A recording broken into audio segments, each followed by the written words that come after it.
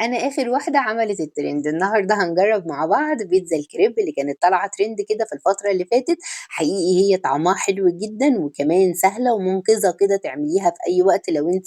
اتزنقتِ كده في الأكل، اعملوا لايك وشير كتير للفيديو، يالّا بينا على الطريقة والمقادير على طول. بسم الله، أول حاجة كده بنجيب الخلاط عشان كده باقول لكم هي سهلة جدًا، بنضيف فيه بيضتين، رشة ملح، رشة فلفل أسود، ورشة من الزعتر، و3 معالق كبار من الزيت، تمام كده؟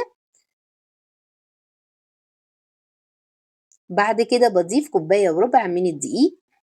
وكوباية ونُص من الحليب،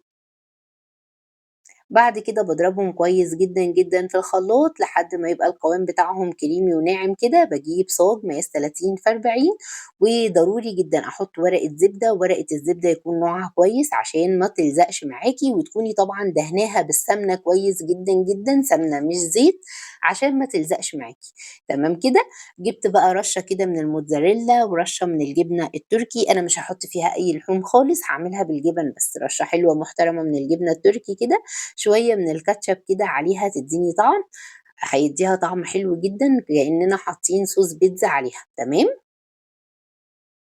بعد كده هاضيف شوية فلفل حامي ورومي براحتك خالص بقى، بُصّوا هو طعمها متوقف على الحاجات اللي أنتم هتحطوها عليها، سواء كنتم هتحطوا لحوم أو هتحطوا جبنات زي كده. حطيت شوية من الزيتون،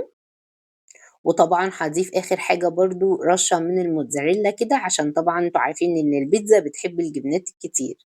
تمام، هارُش بقى رشة موتزاريلا تانية كده وأغرّقها كده كلّها كويس جدًا بالشكل ده، أي حاجة بقى أنتم حابين تحطوها حطوها، هندخّلها الفرن على درجة حرارة 200 في الرف الوسطاني لحد ما تستوي كده وتاخد لون من تحت، بنشغّل عليها الشواية لو هي ما خدتش لون،